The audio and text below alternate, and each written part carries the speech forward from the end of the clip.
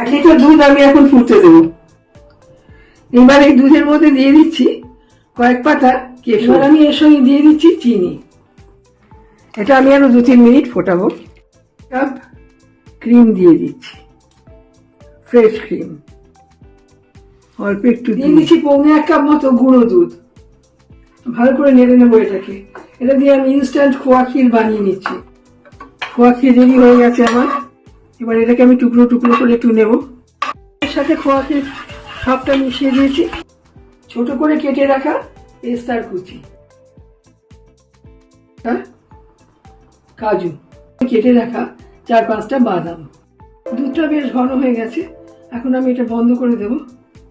তার আগে দিয়ে দিচ্ছি ছোট এলাচির গুঁড়ো। এবার আমি এটা নামিয়ে একটু ঠান্ডা করে নেব, তারপর এটা জমতে দেবো।